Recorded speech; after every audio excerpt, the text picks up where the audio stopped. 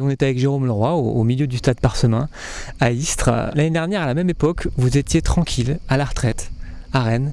Et là, vous vous retrouvez à Istres pour rejouer au football. Alors la première question qui est venue à l'esprit de tout le monde, c'est pourquoi? J'avais été sollicité déjà la saison dernière par Fred Arpinon. Il m'a repassé un coup de fil, il m'a dit on cherche un joueur d'expérience pour encadrer les jeunes et est-ce que tu n'aimerais pas replonger? Je lui ai dit bah je sais pas, j'ai pas joué depuis un an et il m'a dit c'est pas grave, on a besoin de toi et donc j'ai cédé en fait. Qu'est-ce qui vous a séduit dans le projet que vous a proposé Frédéric Arpinon et José Pasqualetti? Le club avait du mal à exister, que tous les ans ils se battaient vraiment pour se maintenir en Ligue 2, que ce soit sportivement ou financièrement. C'est vrai que c'est pas facile d'exister à côté de Marseille. Je me suis dit bon bah je vais trouver mon bonheur ici et c'est vrai que je suis très content d'être ici. Ce que disait un entraîneur qui parlait de vous, Alain Perrin, dans une interview au Cahier du Football, il disait Jérôme, il est dans le plaisir, dans le fun, comme il dit. Vous êtes toujours dans le fun quand vous êtes sur un terrain.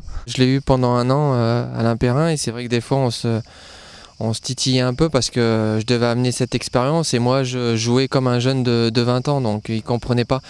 Mais c'est ce qui fait ma force aussi, donc... Et c'est vrai que c'est ce qui m'a permis aussi de durer, donc j'ai envie d'inculquer ça aux jeunes et de leur montrer que quand on prend du plaisir, bah, en général on est récompensé. Il y a des clubs aujourd'hui qui continuent quand même à vous faire rêver, à vous faire aimer le football. Bon, je préfère aller voir les jeunes en fait, ouais. Ouais, parce que c'est encore un peu novice, c'est vrai que jusqu'à 13-14 ans, ils ne sont pas préoccupés par le résultat, ils essayent de jouer, et c'est vrai que et c'est ce qu'on veut retrouver, et ça s'est perdu un peu. Ouais. Dans votre carrière, il manque une sélection chez les Bleus. Et vous avez dit que vous ne sentiez pas légitime pour y aller, que vous auriez refusé les Bleus. Ça se refuse, l'équipe de France de football. Il y a un moment, voilà, il vaut mieux être un très bon joueur de Ligue 1 et s'en contenter que de prétendre à des choses qu'on n'est pas capable. Et c'est vrai que dans le football actuel, je trouve que les joueurs sont un peu trop ambitieux.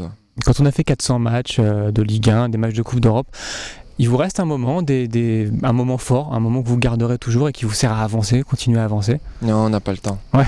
On n'a pas le temps de vivre avec le passé. Parce que si on vit avec le passé, on n'avance pas. Pour avoir une longue carrière, il faut se remettre en question. Pendant votre retraite, vous avez fait quelque chose d'assez étrange. Vous avez fait du MMA. Alors le MMA, c'est Mixed Martial Arts, du free fight, on va dire. D'aucuns diraient que ça a collé avec la première partie de votre carrière. Vous aligniez quand même pas mal de cartons jaunes et de cartons rouges. Ouais, j'étais impulsif. Maintenant, le fait d'avoir fait ça, c'est vrai que j'ai pu maintenant me rendre compte qu'il fallait savoir se canaliser. Et c'est vrai que quand on se canalise, on a quand même plus de chances d'être plus performant. Aujourd'hui, vous êtes au FC Istres. Ça s'est bien passé, ces premiers matchs de préparation pour vous? Ouais, je suis très content. En plus, j'ai trouvé